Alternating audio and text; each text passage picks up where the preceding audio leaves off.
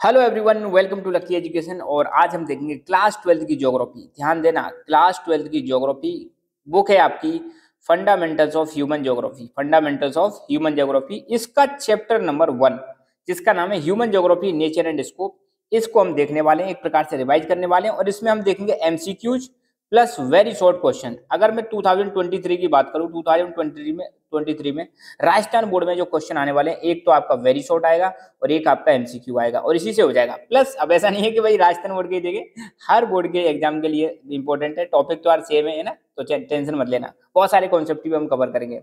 देखो, एक तो शुरू में डेफिनेशन दे रखी है ह्यूमन ज्योग्राफी की। ह्यूमन ज्योग्राफी की डेफिनेशन में ध्यान रखना, दो चीज इंपॉर्टेंट है।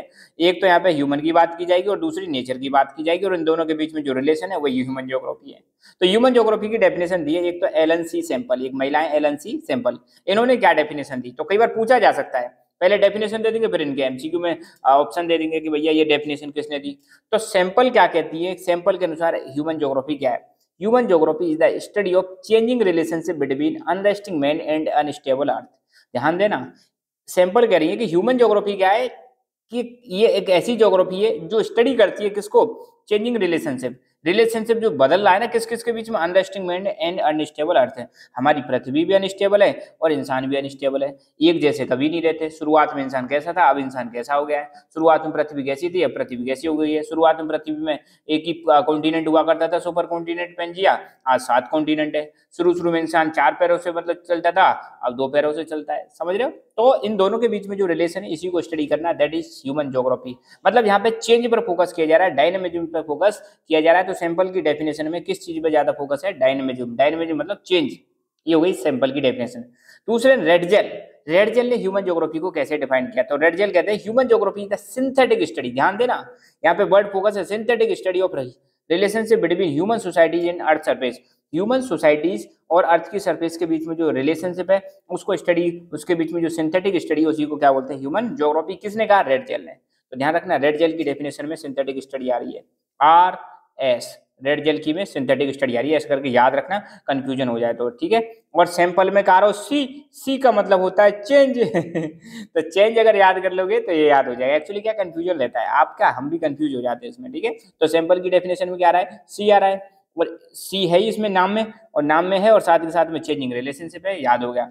आर के बाद क्या आता है, एस, मतलब सिंथेटिक, रेड जेल वाली में सिंथेटिक आएगा बस। बाकी पॉल बिडाल डी लाब्लांच जो कि एक फ्रेंच ज्योग्राफर है, इनकी डेफिनेशन थोड़ी लंबी सी है, इसका वैसे ही पता चल जाएगा, ये दो है नहीं तो तीसरी यही वाली है। Conception resulting from a more synthetic knowledge of physical laws governing our earth and of the relations between living beings which inhabit. मतलब ये कह रहे हैं कि हमारी पृथ्वी पे बहुत सारे लोग रहते हैं, और उन लोगों का क्या संबंध है किससे, पृथ्वी पे बहुत सारे जो लॉज काम करते हैं, नेचुरल लॉज काम करते हैं, उनके बीच में जो स्टडी की जा रही है, उनके उनसे जो कॉन्सेप्ट निकल के आ रहा है उसी को हम क्या बोल रहे हैं, ह्यूमन ज्योग्राफी। दोबारा सुनना, हमारी पृथ्वी पे बहुत सारे लॉ काम करते हैं, इन लॉ का हमारी पृथ्वी पर रहने वाले पृथ्वीवासियों पर क्या प्रभाव पड़ता है, इनके बीच की जो स्टडी से जो कॉन्सेप्ट निकल के आएगा उसी को हम क्या बोलते हैं, ह्यूमन ज्योग्राफी। और ये डेफिनेशन किसने दी थी, Paul Vidal de Lablache, French geographer. Okay, what is welfare और humanistic school of thought. Welfare या ह्यूमनिस्टिक स्कूल ऑफ थॉट क्या है, तो वेलफेयर या humanistic thought school of thought in human geography, ये मेनली कंसर्न कर, मतलब चिंता करता है या मेनली संबंधित है किससे, different aspect of social being of people. मतलब इंसान के जो सोशल बीइंग, मतलब सोशल बीइंग का मतलब होता है सामाजिक कल्याण। समाज कल्याण कैसे हो सकता है, किन किन चीज़ों पर फोकस करने की जरूरत है, कैसे हम लोगों को वेलबींग इंश्योर कर सकते हैं, कैसे उनको अच्छी फैसिलिटीज प्रोवाइड करा सकते हैं, उससे संबंधित है ह्यूमनिस्टिक स्कूल ऑफ थॉट या वेलफेयर स्कूल ऑफ थॉट। इसमें किन किन चीज़ों पर फोकस किया जाता है, हाउसिंग, हेल्थ और एजुकेशन। हाउसिंग, हेल्थ, एजुकेशन पर फोकस करोगे तो अपने आप वेलफेयर हो जाएगा इंसान का, ठीक है। रेडिकल स्कूल ऑफ थॉट क्या है, रेडिकल स्कूल ऑफ थॉट में पहली बात तो मार्क्सियन थ्योरी को यूज करते हैं। मार्क्सियन थ्योरी किसने दी, कार्ल मार्क्स ने दी, ठीक है, कार्ल मार्क्स।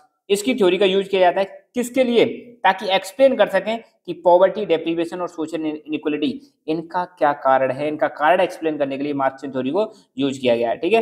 कंटेम्प्रेरी, और ये कहते हैं मार्क्सियन थ्योरी, साथ के साथ में ध्यान रखना, रेडिकल स्कूल ऑफ थॉट क्या कहता है कि आज की डेट में कंटेम्प्रेरी सोशल प्रॉब्लम्स का मतलब है आज की डेट में जो समस्याएं हैं उनका संबंध सीधा सीधा किससे है, डेवलपमेंट ऑफ कैपिटलिज्म। कैपिटलिज्म आपको बताइए जहाँ पे प्राइवेट ओनरशिप होती है। अच्छा, सोशल ज्योग्राफी के कौन कौन से सब फील्ड है, ठीक है, सोशल ज्योग्राफी तो फील्ड हो गया, इसके अंदर कौन कौन से सब फील्ड आते हैं, ध्यान रखना, एमसीक्यू में इनमें से पूछा जाता है, कंफ्यूज रहते हैं। तो सोशल ज्योग्राफी में behavioural, geography of social being, geography of leisure, gender geography, cultural geography, historical geography, medical geography, ये सब क्या है, सोशल ज्योग्राफी के सब फील्ड है। पॉलिटिकल ज्योग्राफी में क्या क्या आता है, इलेक्टोरल और मिलिट्री ज्योग्राफी। पॉलिटिकल ज्योग्राफी के सब फील्ड क्या है, इलेक्टोरल और मिलिट्री ज्योग्राफी, ठीक है, ये चीज आप ध्यान रखना। सब field of economic geography, economic geography में क्या आता है, मनी से संबंधित, economy of resource, geography of resources, geography of agriculture, geography of industry, geography of marketing, geography of tourism, geography of international trade. तो जहां पे मनी की बात की जा रही है वो सब किस में आ जाएगा, इकोनॉमिक ज्योग्राफी में आ जाएगा। तो इनको एक बार दोबारा देख लो। सोशल ज्योग्राफी में क्या आता है, behavioural, social wellbeing, leisure, gender geography, cultural geography, historical geography, medical geography. Political geography के कौन कौन से सब फील्ड है, electoral and military geography. Sub field of economic geography कौन कौन से हैं, इकोनॉमिक ज्योग्राफी में resources, agriculture, industries, marketing, tourism, international trade, ये सारी चीजें आती हैं।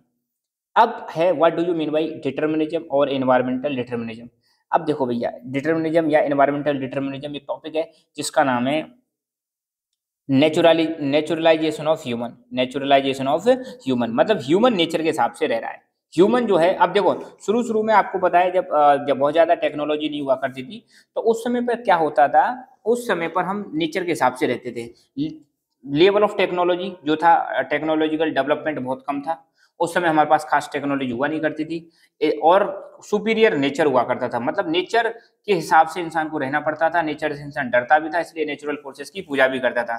तो इन्वायरमेंटल डिटर्मिनिज्म क्या कहता है, इन्वायरमेंटल डिटर्मिनिज्म ये कहता है कि हमारे आसपास की जो सिचुएशंस हैं ये हमको क्या करती है, प्रभावित करती हैं।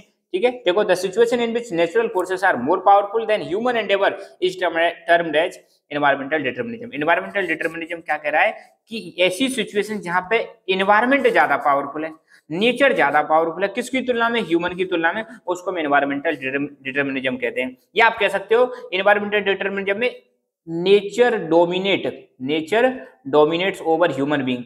ह्यूमन बीइंग के ऊपर कौन डोमिनेट करता है, नेचर डोमिनेट करता है, दादागिरी नेचर की चलती है। तो शुरू शुरू के टाइम में, आज से 2-4 हजार साल पहले आपको देखने को मिलेगा हम नेचर के हिसाब से रहते थे, नेचर से हम डरते थे, है ना, और आज भी डरते हैं, ऐसी बात नहीं है, पर अब इतना डर नहीं है, है ना, क्योंकि आज की डेट में हमारे पास टेक्नोलॉजी से बहुत सारी चीजें हमने सेट कर ली है, जिससे हम मतलब नेचर को थोड़ा सा मतलब रजिस्ट कर सकते हैं, ऐसी बात नहीं है।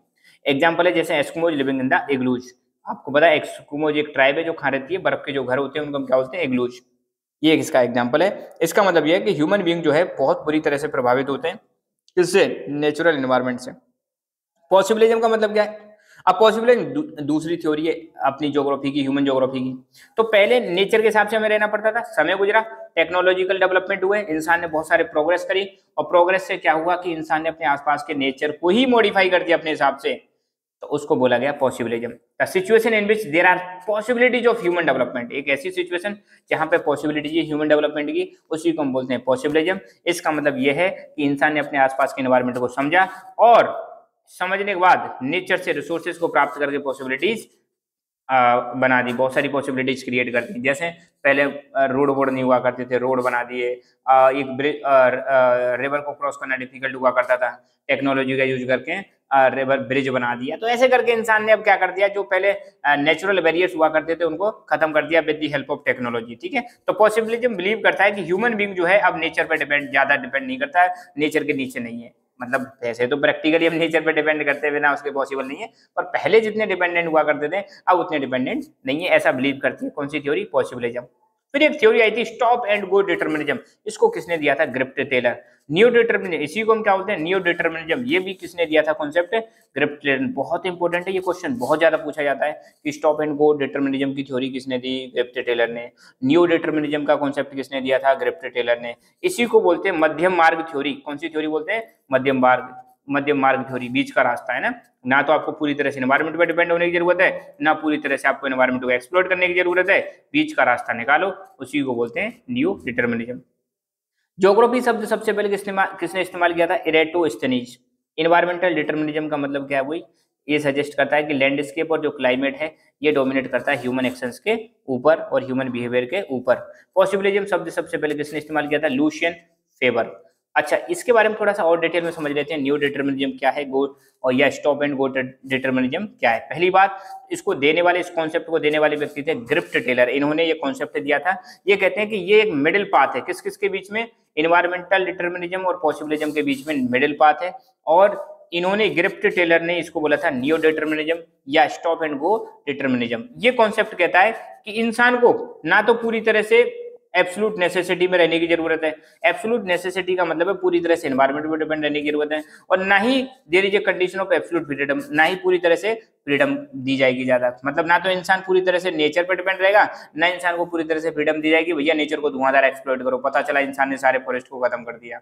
तो बीच का रास्ता निकालो, ना तो पूरी तरह से नेचर पर डिपेंड रहो, ना पूरी तरह से नेचर को एक्सप्लॉइट करो, तो बीच का रास्ता निकालो, नेचर को एक्सप्लॉइट भी करो, कंजर्व भी करो, है ना। उसकी इसलिए कहते हैं कि मिडिल पाथ की बात करते हैं, एक प्रकार से सस्टेनेबल डेवलपमेंट की ये बात करते हैं। इसका मतलब ये है कि ह्यूमन बींग्स कैन कंकर नेचर बाय ओबेइंग इट, मतलब ह्यूमन बींग जो है नेचर पे विजय हासिल कर सकते हैं इसका पालन करके, इसके नियमों के हिसाब से चल के, मतलब इसको कंजर्व करके, ज्यादा एक्सप्लॉइट ना करके। ह्यूमन ज्योग्राफी की डेफिनेशन, अगर डेफिनेशन आती है पेपर में तो कोई सी भी डेफिनेशन लिख देना, जैसे यहाँ पे लिख दिया the changing relationship between unresting man and unstable earth.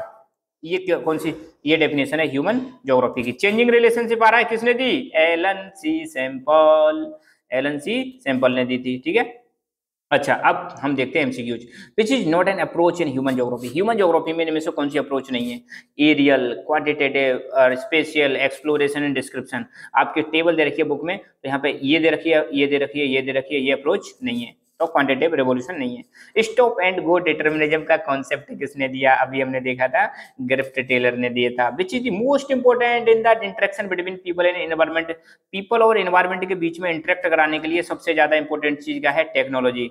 Environment को इंसान किस हिसाब से एक्सप्लॉइट कर सकते हैं, with the help of technology की मदद से कर सकते हैं। रेडिकल स्कूल ऑफ थॉट किससे इन्फ्लुएंस है, अभी हमने देखा था मार्क्सियन थ्योरी से ज्यादा इन्फ्लुएंस है।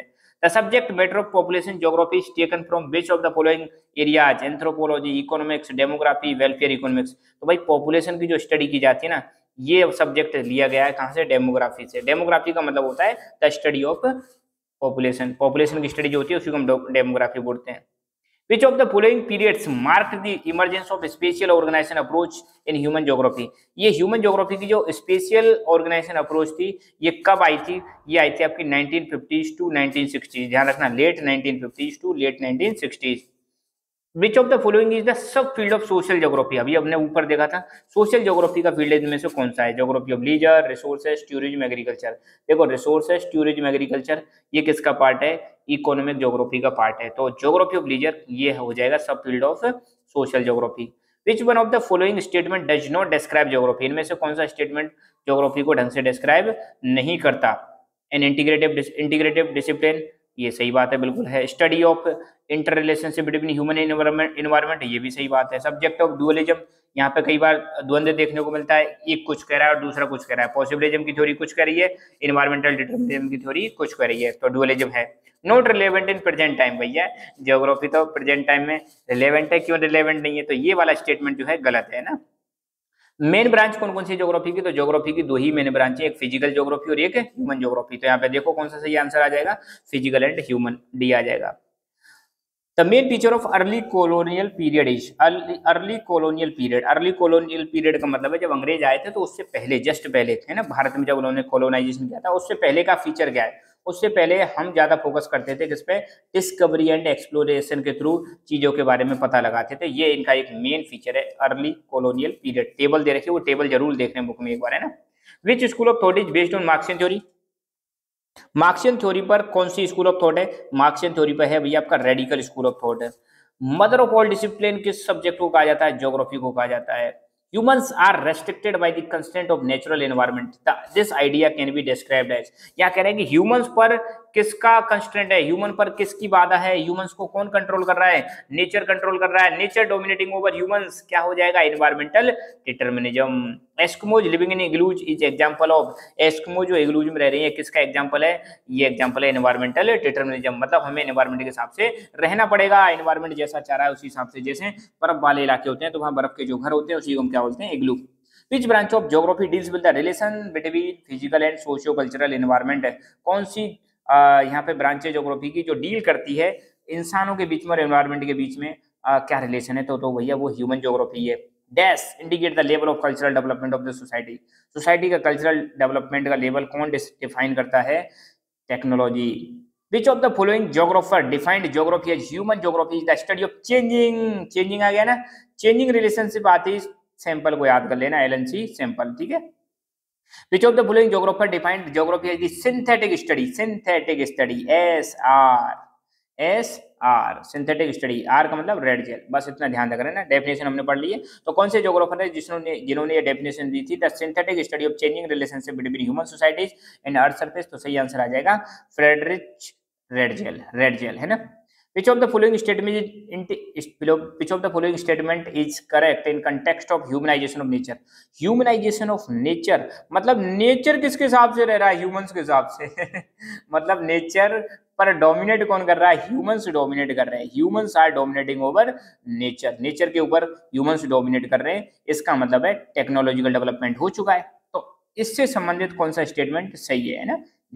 Humanization of nature. Humanization of nature वो टाइम है जहाँ पे हमने टेक्नोलॉजिकल डेवलपमेंट कर लिया है, टेक्नोलॉजी बहुत ज्यादा है, पहले की तरह हम पूरी तरह से एनवायरमेंट पर डिपेंड नहीं है, यहाँ पे मैन जो है सुपीरियर है। तो the movement of human from state of necessity to state of freedom, बिल्कुल सही बात है।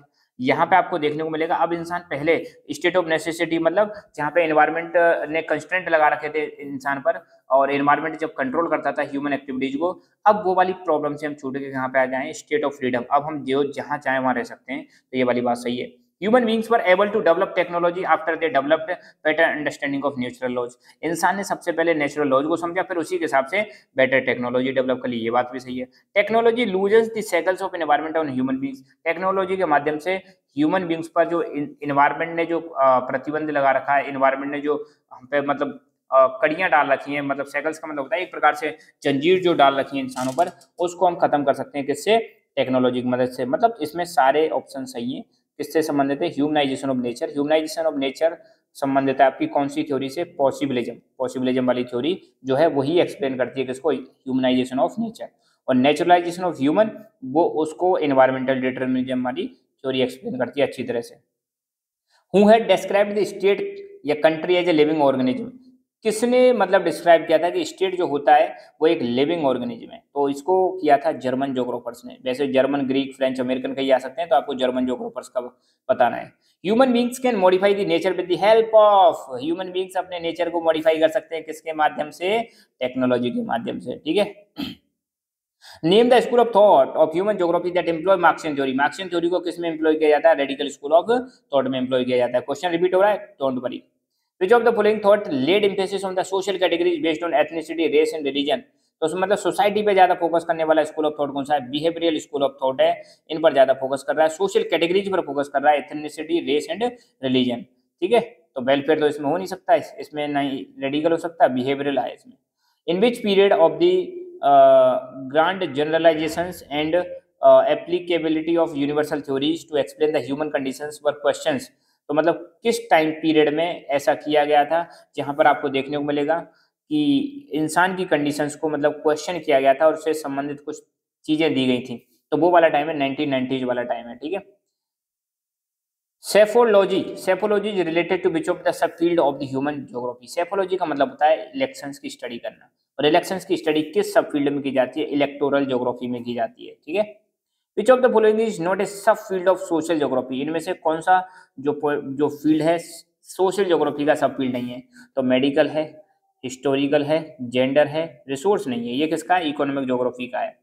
विच of the following is a सब फील्ड ऑफ सोशल ज्योग्राफी। इनमें से कौन सा सोशल ज्योग्राफी का फील्ड है? देखो, टूरिज्म, रिसोर्सेस और इलेक्टोरल। इलेक्टोरल तो पॉलिटिकल ज्योग्राफी का फील्ड है, सब फील्ड है, और ज्योग्राफी ऑफ टूरिज्म आपका इकोनॉमिक ज्योग्राफी का सब फील्ड है, और रिसोर्सेस वाला भी इकोनॉमिक सब ज्योग्राफी का फील्ड है। बस यहाँ पे जो सोशल ज्योग्राफी का जो फील्ड है वो है सब फील्ड हिस्टोरिकल ज्योग्राफी है ना। शुरुआत वाले देख लेना एक बार, उनको लिख लेना आप, है ना, बार बार दिक्कत नहीं आएगी। सोशल ज्योग्राफी का सब फील्ड कौन सा नहीं है इसमें?